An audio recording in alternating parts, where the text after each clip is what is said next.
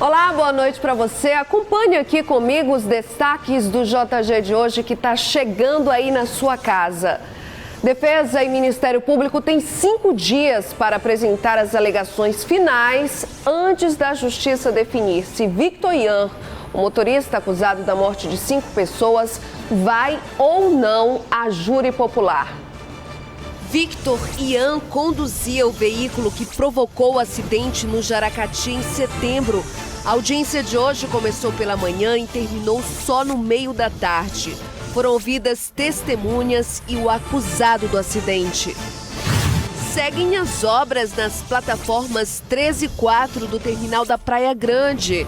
Passageiros cobram agilidade. Tá complicado a gente até se locomover dentro nas paradas. Pior que eles colocaram tudo junto, né? E o povo fica meio que bagunçado. Na rodoviária, obras também. Iniciado o mapeamento e quem trabalha com as vendas espera recuperar os prejuízos depois de 7 meses de interdição de parte da estrutura. Procuradoria-Geral do Estado do Maranhão completa nesta quinta-feira 50 anos na defesa e representação judicial do Estado.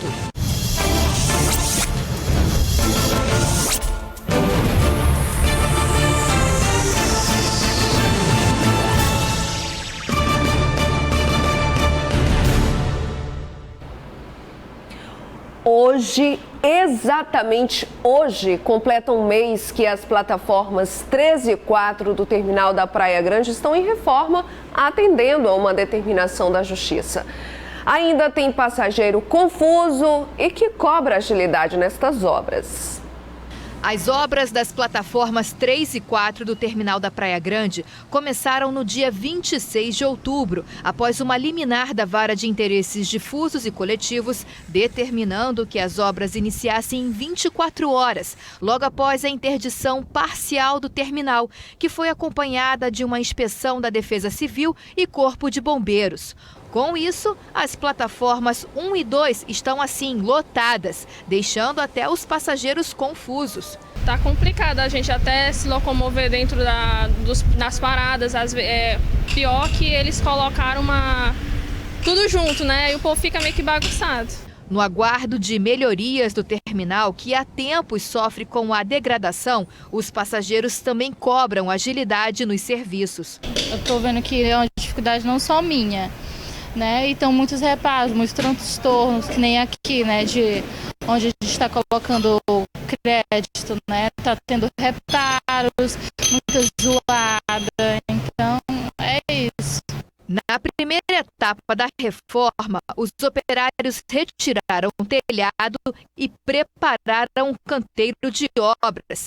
E semanalmente, o consórcio que administra o terminal e é responsável pela obra encaminha um relatório sobre o andamento dos serviços para a Vara de Interesses Difusos e Coletivos.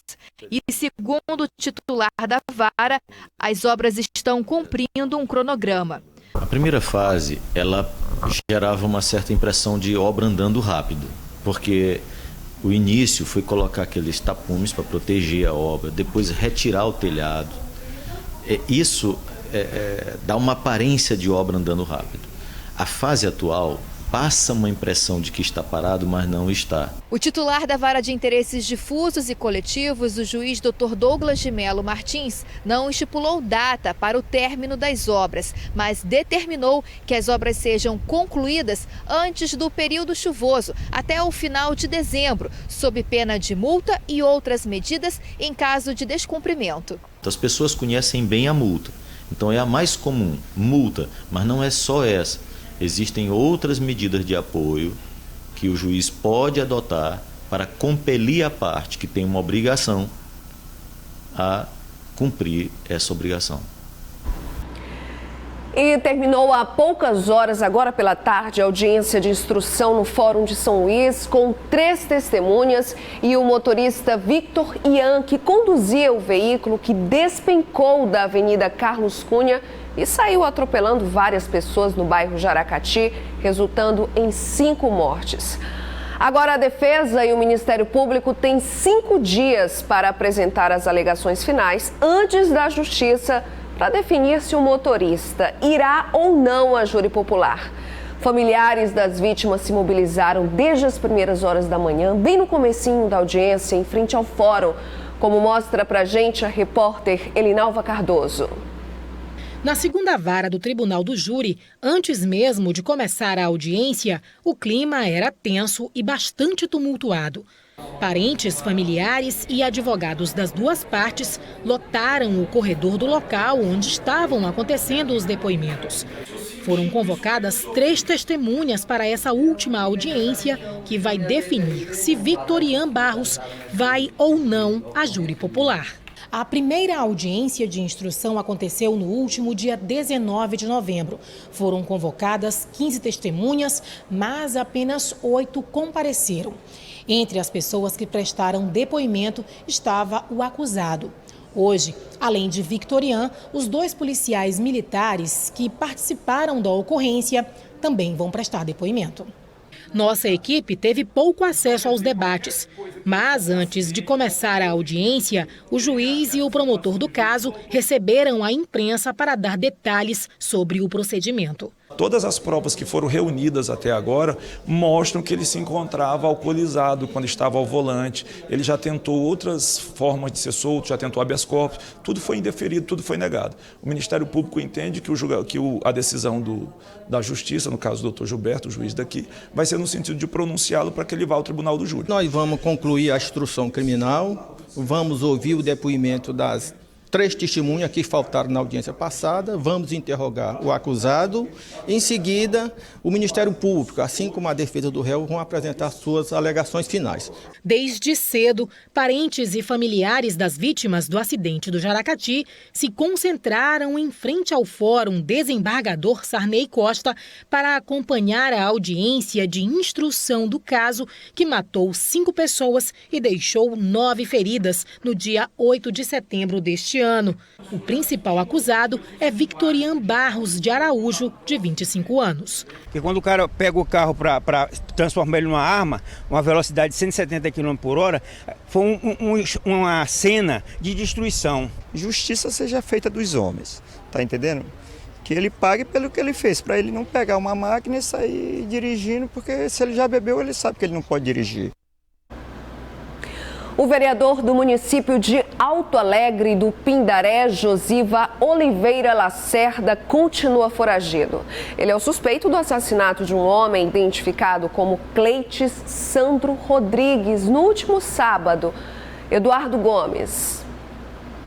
O vereador Josiva Oliveira é um dos suspeitos de ter assassinado Cleites Sandro Rodrigues. O caso aconteceu no último sábado no município de Alto Alegre do Pindaré. E segundo os relatos que chegaram aos policiais, o vereador estava em um bar quando Cleites chegou ao local e havia pedido um churrasquinho. O vereador negou e houve então ali uma discussão, onde o vereador teria sacado uma arma e atirado 4 vezes contra a vítima, que morreu ao local. Lembrando que essa informação ainda está sendo investigada pela polícia, está sendo apurada. Inclusive, a polícia está investigando a veracidade de cada depoimento. De fato, nós temos uma pessoa que morreu de disparo de arma de fogo, 4 disparos, durante um evento no povoado, onde havia um político próximo. As pessoas, depois do disparo, como é de natural do ser humano, fugiram, correram com medo de serem alvejadas e depois retornaram e encontraram a vítima caída ao solo já falecido. Lembrando que até o momento o vereador não foi localizado e não há nenhum histórico de brigas entre a vítima e o vereador. Já foram ouvidas algumas testemunhas, né? Tem que ter cautela na hora, a gente ouve todos os relatos, temos que ter certeza do que aconteceu antes de apontar A, B ou C como autor do crime. Mas tudo isso está sendo ouvido, está sendo levado em consideração e juntado com as demais provas para chegar na autoria definitiva. Da sede da Polícia Civil no Maranhão, Eduardo Gomes, para o Jornal da Guará. A gente muda um pouquinho de assunto, eu já tenho uma pergunta para você. Você sabe há quanto tempo uma parte da estrutura da rodoviária de São Luís está interditada? Pois eu te respondo. Foi em abril, 7 meses, muito tempo. Agora imagina para quem trabalha lá no terminal. Claro que só acumula prejuízos. Então, depois desse tempo todo, licitação, audiências, já é possível perceber o início das obras. Algumas máquinas estão posicionadas. Dona Luizelina trabalha há 4 anos com a venda de lanches na rodoviária de São Luís. No início tinha um bom lucro, chegava a faturar até R$600 numa só noite. Mas após a interdição parcial do espaço, hoje as vendas não chegam nem a R$100 por noite.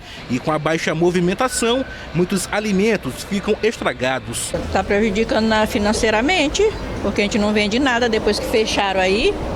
Acabou a venda. Os problemas na interdição não afetam apenas os vendedores, mas também quem precisa passar pela rodoviária.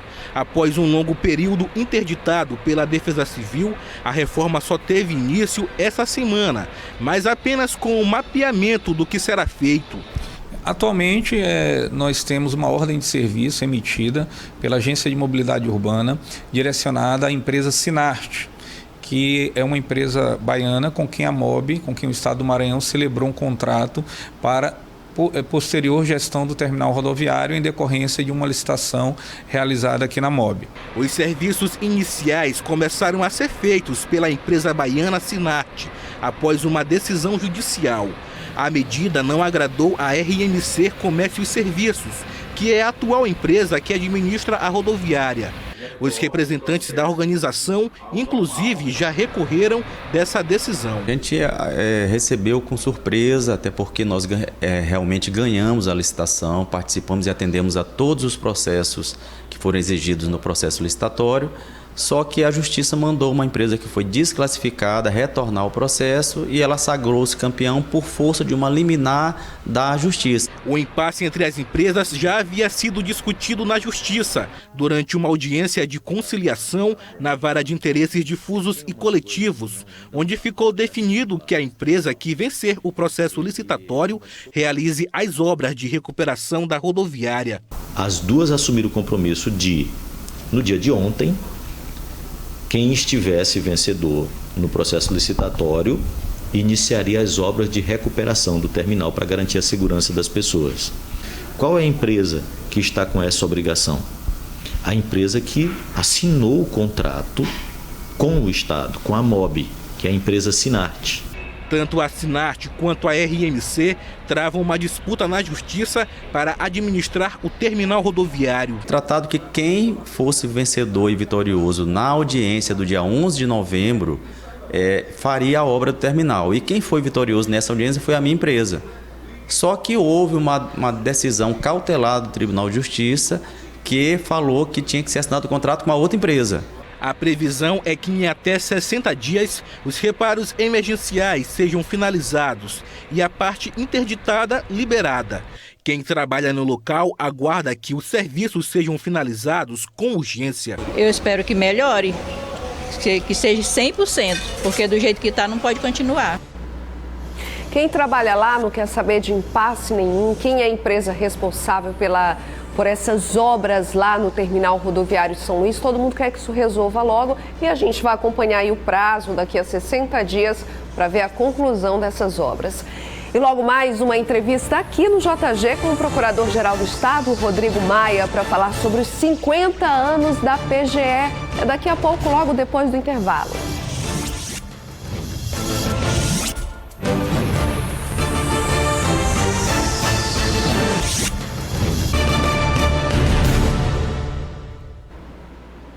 Na Assembleia Legislativa, o deputado César Pires ressuscitou a aprovação do aumento da alíquota da Previdência para os servidores públicos do Estado. Quando foi aprovado na semana passada, o parlamentar não compareceu. A sessão desta terça-feira também tem outros destaques e quem conta pra gente é Abel Soares. A sessão desta terça-feira contou com a participação de 30 parlamentares aqui na casa. E eu destaco, Bianca, entre os projetos aprovados, o PL de autoria do deputado Rafael Leitoa, que trata sobre o exercício e fiscalização das atividades farmacêuticas. Este PL chegou via requerimento em caráter de urgência. O deputado Rafael chegou a pedir vistas do projeto sob o argumento de que os farmacêuticos farmacêuticos não foram ouvidos, sobretudo aqueles que ficam nas pequenas farmácias. Mas ele retirou o pedido e o projeto foi aprovado. Agora, Bianca, ainda repercute aqui na casa a aprovação do PL que trata sobre a alteração, o aumento, na verdade, na alíquota de contribuição previdenciária para o servidor estadual. O deputado César Pires, ele usou a tribuna e fez duras críticas ao governo do estado, à postura dos colegas parlamentares e ao que ele chamou de inércia do Sindicato dos Professores. E não vi uma carta sequer, uma nota de repúdio sequer da Proema, como não vi dos IEMAS, como não vi da UEMASU aceitando de bom grado tudo aquilo, não vi da SEDUC, não vi do Simproacema, onde grande parte dos professores, dos 33 mil, foram alcançados com a reforma da Previdência, patrocinada e aceita por essa casa. Bom, para esta semana ainda temos 2 dias para acompanhar esta movimentação aqui na Assembleia Legislativa. Bianca. Bel Soares para o Jornal da Guará. Ok, Bel, muito obrigada. Agora a gente vai ver a polêmica do dia. O ministro da Economia, Paulo Guedes, declarou durante conversas com jornalistas para ninguém se assustar caso alguém, entre aspas, peça o AI-5.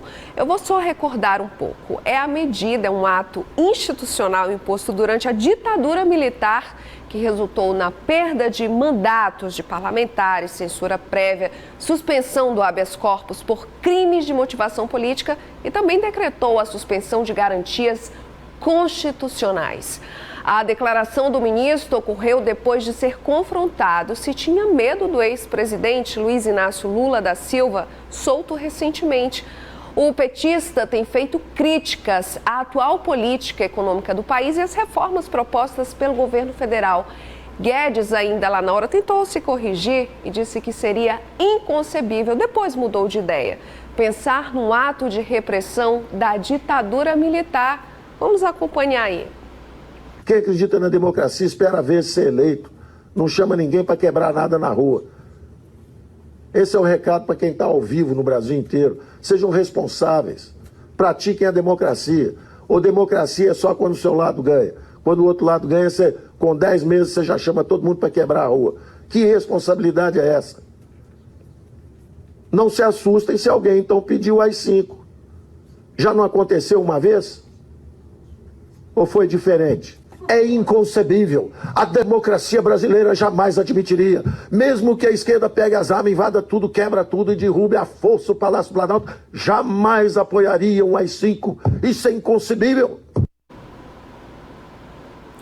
A declaração do ministro Paulo Guedes provocou reações imediatas. O ministro-presidente do Supremo Tribunal Federal, Dias Toffoli, e o presidente do Congresso Nacional, Rodrigo Maia, criticaram Paulo Guedes. Aqui no Maranhão, o governador Flávio Dino disse que a medida é uma agressão ao regime democrático. Quando se fala de AI-5, se fala dessa desordem, dessa agressão ao regime democrático e ao respeito aos direitos de todos os brasileiros. Portanto, quem de fato defende o Brasil, quem de fato é patriota, deve defender o Estado Democrático de Direito, a Constituição e ser contra o AI-5. Não falar mais essa barbaridade, para que haja segurança jurídica, estabilidade, tranquilidade e com isso o Brasil volte a crescer e gerar distribuição de renda e justiça social para a nossa população. AI-5, ato institucional número 5, assunto para o nosso comentarista Marcos Saldanha, que além de jornalista também é historiador, professor. Marcos, eu não imaginei que nós voltássemos aqui de novo no Jornal da Guará para falar de AI-5. Pois é, Bianca, muito boa noite você de casa. E o pior, quem está ressuscitando o termo é o próprio governo. E é isso que preocupa, porque uma coisa é o partidário falar, antes da eleição a gente ouvia muito partidários defendendo. Outra coisa é o governo, é o ministro do governo falar isso institucionalmente. Porque até mesmo quando o filho do presidente brada, ele como deputado federal, já cria um problema muito grande. Mas um ministro de dentro de governo, quando cita, vista, quando ressuscita o ato institucional número 5, isso assusta, isso incomoda mesmo, porque a gente já explicou que não há motivo nenhum para retomar essa discussão. Ou seja, é daqui para frente. Aquilo que aconteceu no passado já se mostrou incapaz de resolver os problemas. Deixou um trauma, deixou feridas abertas, um monte de feridos, torturados, desaparecidos, mortos, e não resolveu nenhum problema, porque a corrupção do Brasil na época, ou sequer a dívida externa, diminuiu naquele período. Então, há um grande mito imaginar que na época da ditadura militar se tinha ordem e se tinha progresso, e se tinha uma economia muito melhor. Só é possível, nesse caso, ter um suspiro de economia por conta do capital estrangeiro, por causa de empréstimo. Ou seja, não era um crescimento real, e quem prova isso é a história, não é a minha opinião, são os fatos históricos. Bom, a gente teve também, aconteceu aí, um encontro do PCdoB, e o próprio deputado Rubem Júnior, né, deputado federal e um possível pré-candidato aí à Prefeitura de São Luís, ele falou inclusive aí da questão do nome do Flávio Dino e de como o partido tem crescido. E eu estou falando isso porque o Flávio Dino, com essas falas do próprio governo, ele cada vez mais vai se credenciando como um nome forte ao governo. Ou seja, é a própria oposição, né, da esquerda que vai fortalecendo grupos da esquerda. A gente tem uma fala do Rubem Júnior que vale a pena a gente ouvir. Apresenta a candidatura, a pré-candidatura do Marco Aurélio na Imperatriz. Tem a nossa pré-candidatura. Tem a nossa pré-candidatura a prefeito aqui em São Luís. Isso a gente vai fazer conversando com todos os aliados, como nós sempre fizemos. Até porque o que nos une é justamente o êxito do governo Flávio Dino, a construção de um Maranhão de todos nós. Esse é um projeto para 2022, né? O Flávio Dino, ele tem dois caminhos, o Senado ou a presidência, né? E quem vai dizer isso é o próprio processo eleitoral, que leva um tempo até ir se consolidando. Mais perto da gente agora são as eleições municipais. E a disputa para São Luís, ela vai esquentando à medida que a gente vai chegando aí no final do ano.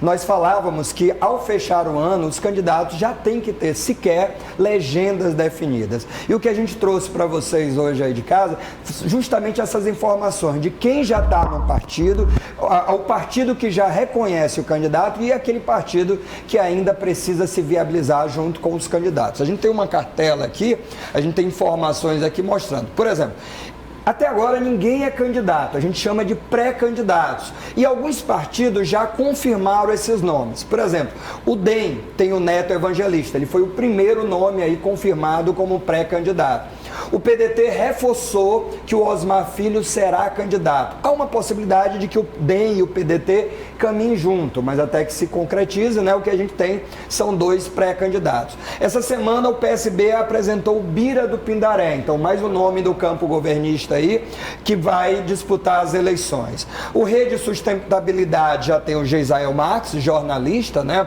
o nome aí mais outside do ambiente político. Do campo da oposição a gente tem o PV, que apresentou também essa semana o Adriano Sarney, né?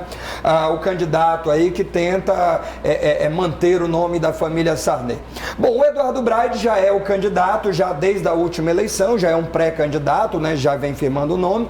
Ele que está no PMN, podendo ir ali pro Podemos, né? E o PSTU também já apresentou o nome de Saulo Arcani. Então, esses nomes aqui, os próprios partidos já apresentam como pré-candidatos. Agora, aguardando a resolução, você ouviu a entrevista com o Rubem Júnior, a entrevista não, uma fala do Rubem Júnior. O PCdoB, o partido dele, ainda tem um dilema muito grande, né? Nesse momento, dois nomes aí maiores disputam, o que não impede de outro nome, surpresa, aparecer, né? Nesse momento, o deputado federal Rubem Júnior e o Duarte Júnior, deputado estadual. Um dos dois se viabilizando pode ser o candidato, e aí quem não se viabilizar deve procurar um outro partido ou desistir da campanha. Da mesma forma, no PSDB, o Hélito do Curso diz que é candidato, mas ainda não tem a garantia, ainda não tem um aval do partido. o PSL, o ex-partido de Bolsonaro, tem 3 nomes, o Alan Garcês, médico, Coronel Monteiro, e o Tadeu Palácio, que falou, se animou aí, foi prefeito de São Luís, se animou aí voltar para a disputa. O MDB ainda não tem um nome definido, o deputado Roberto Costa tem insistido no nome da ex-governadora Rosiana Sarney, ela já negou, já falou que daria apoio, que o momento seria do Adriano Sarney, mas é o partido que ainda está aberto, tudo pode acontecer, né, até ela voltar mesmo e ser candidata. O PSOL também tem o nome do jornalista, né, Franklin Douglas, mas isso só vai ser oficializado em janeiro do ano que vem. O doutor Iglesio diz que é candidato também, saiu do PDT, mas procura uma legenda. O Republicanos, que era o antigo PRB, e o Solidariedade podem ser caminhos. Aí ele depende do Kleber Verde, esse é o partido do governador, do vice-governador, e o Solidariedade aí é um partido ainda que precisa conversar. E o doutor Madeira, né, o juiz federal, pode se filiar ao MDB ou Novo e também disputar as eleições. Esses são nomes ainda que buscam partido. Ou seja, aos poucos já vai se encaminhando, já vai tomando forma o cenário eleitoral. Agora, de uma coisa eu digo, Bianca, a gente veio de eleições aí muito frias, eu acho. A gente que cobre eleições viu aí um processo muito frio. E essa eleição ela é muito qualificada e eu acho que o debate, as sabatinas do ano que vem prometem. Eu estou animado. É isso, Marcos. Muito obrigada, viu? Boa noite. Eu ainda te espero aqui essa semana. Muito obrigada pelos esclarecimentos aí. Já começou até a desenhar na minha mente aqui também. Quem está assistindo ao Jornal da Guará, o que vem aí para 2020. Muito obrigada. Boa noite para você. Até breve. E a gente segue para o intervalo e volta já já com outras notícias. Mas acompanhe aí a nossa tábua de marés para amanhã.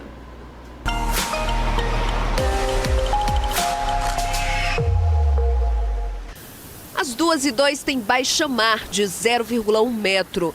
Pela manhã, às 8h02, tem a primeira praia-mar do dia, com 5,8 metros. Às 14h14, volta com a baixa-mar de 0,4 metro. E a partir de 20h12, volta a praia-mar, com 6,1 metros.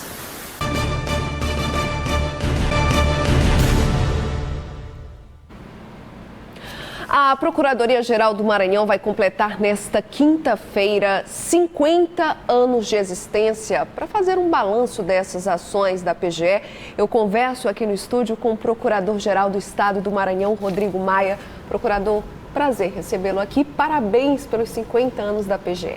Obrigado, Bianca. É um prazer, como sempre, estar aqui na TV Guará, conversando com você e os telespectadores. Bom, a Procuradoria preparou uma programação, são 50 anos, né? 50 anos de história, de existência na defesa do Estado. Foi uma programação que decorreu aí durante meses, não é?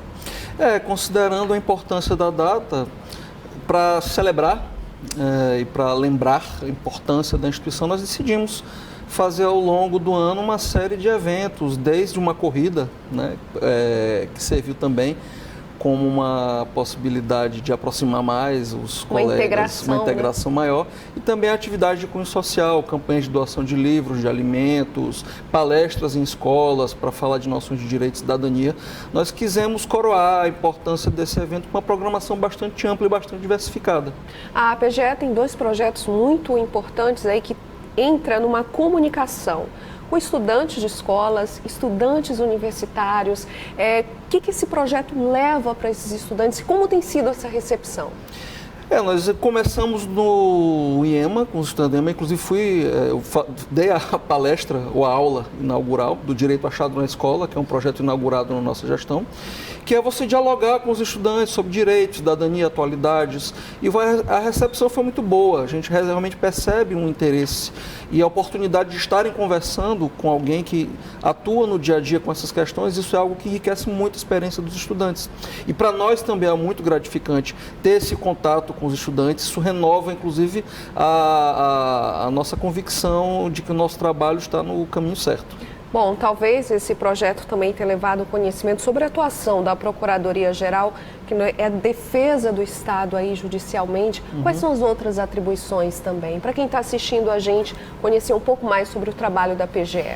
A Procuradoria ela tem a atuação central de, em primeiro lugar, fazer a defesa perante o Judiciário, do Estado do Maranhão, das suas autarquias, bem como também ela tem uma atuação no sentido de consultoria. Nós, desde projetos de lei, até mesmo programas e políticas públicas a serem implementadas pelo Poder Executivo, nós somos consultados e fornecemos uma orientação para a administração, o que é muito importante, sobretudo no momento atual que nós vivemos, de uma profunda judicialização.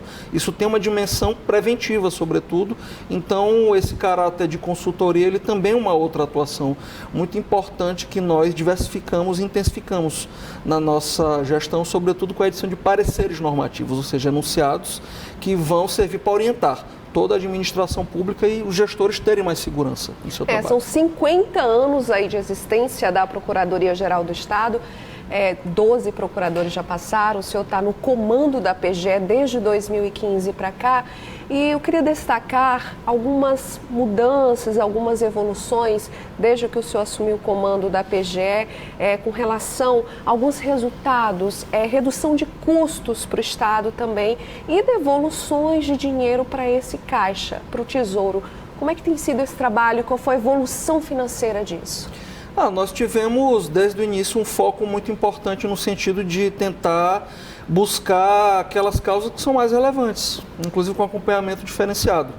Isso trouxe resultados logo no primeiro ano de gestão. Por exemplo, o Maranhão teve, somando em ativos recuperados e questões que ele deixou de pagar, nós tivemos uma economia em 2014 de 30 milhões e no nosso primeiro ano, 2015, no balanço do final de ano que nós sempre fazemos, que apresentamos ao governador, esse valor foi de R$1 bilhão e agora em 2018 chegamos a R$2 bilhões, que é somando tudo que o Estado deixa de pagar em ações judiciais, quanto que efetivamente ingressa no Tesouro com ações de execuções fiscais e outras demandas, como as ações contra a União, que nós conseguimos recuperar recursos para o caixa do Tesouro. A multa de repatriação. A multa da repatriação foi um exemplo. Nós conseguimos, no final de 2016, recuperar com uma única ação 400 milhões para o Estado do Maranhão. E essa evolução que explica o resultado anterior, que não era tão satisfatório comparando desde a sua gestão?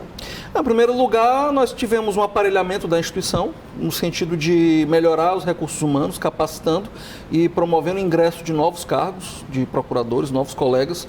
Nós, após 13 anos, fizemos o concurso, graças 13 anos sem concurso? 13 anos. O último concurso foi o meu, para você ver como faz tempo. Eu já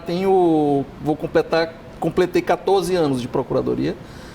O último concurso foi o meu e nós fizemos um concurso depois de 13 anos sem realização de concurso e promovemos a nomeação de 30 colegas.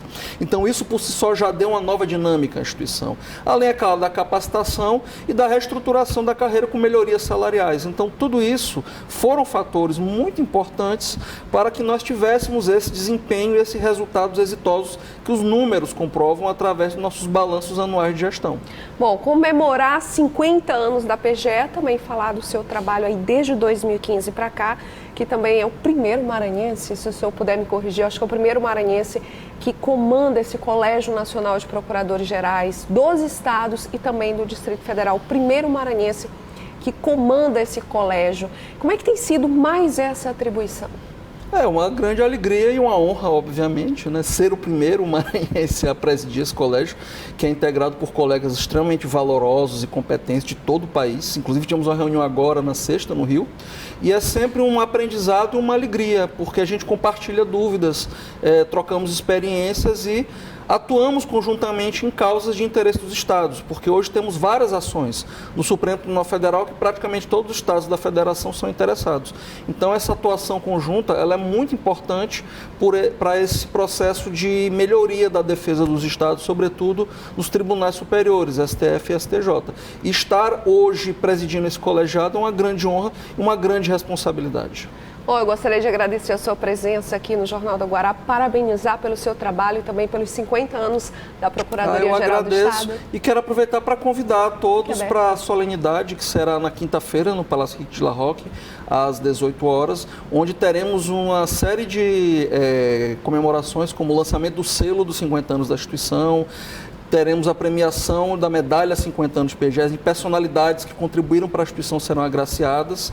E teremos essa programação simbólica na quinta e contamos com a participação de todos. Ok, muito obrigada. Parabéns, boa noite. Obrigado, eu agradeço. O espaço está aberto. Obrigada. Muito obrigado. Agora o intervalo e a gente volta já já com os destaques da política e as análises de Marcos Saldanha aqui no JG. Rapidinho.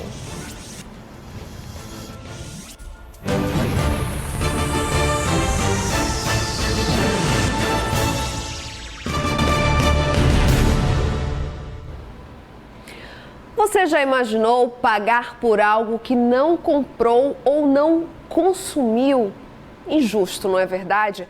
Pois essa é a denúncia de uma moradora do bairro da Alemanha. Há 6 meses, a água não chega na casa dela, mas a conta, essa não falta. Na conta vem cobrando a água que há 6 meses não chega na torneira da casa da dona Nelma.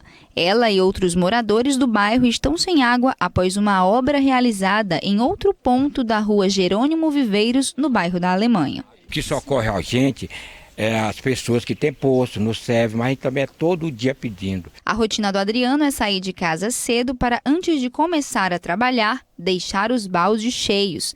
Ele e os outros moradores contam com a única ajuda desse poço na casa de uma vizinha. É cansativo, não vou mentir para vocês, porque todo dia vem de encher água, para banhar, para comer. Certo, minha filha para banhar para ir para o colégio, é um sofrimento. Sem água na torneira, quem precisa também acaba comprando água para encher a caixa. É o caso da dona Nelma, do início dessa reportagem. Por causa da menina que precisa, né? Lavar as fraldas, lavar as roupas, fazer comida também, lavar as coisas. Ou seja, a senhora está pagando a água aqui que está abastecendo sua casa, mas também está pagando a conta de água que está chegando normalmente. Tô pagando todo mês a conta da Caema, sendo que não está chegando água nas torneiras. Olha a resposta da Caema e dona Nelma e todos os moradores que falaram com a nossa equipe de reportagem. Em nota, a Companhia de Saneamento Ambiental do Maranhão, a Caema, informou que não há parada generalizada na área, bem como não constam em seus canais de atendimento nenhuma reclamação. A Caema reitera que todas as reclamações devem ser imediatamente comunicadas à companhia através dos canais de voz. De todo modo, a companhia disse à nossa produção que vai enviar uma equipe ao local para averiguar a denúncia e resolver qualquer problema pontual. Olha só, 6 meses e a Caema chama de problema pontual. E por hoje é só, mas amanhã tem mais. A partir de 6h30 da noite, eu, é claro, espero por você. Mas continua aqui no Canal 23, que logo em seguida tem Os Analistas. Tchau, até amanhã. Eu te espero aqui.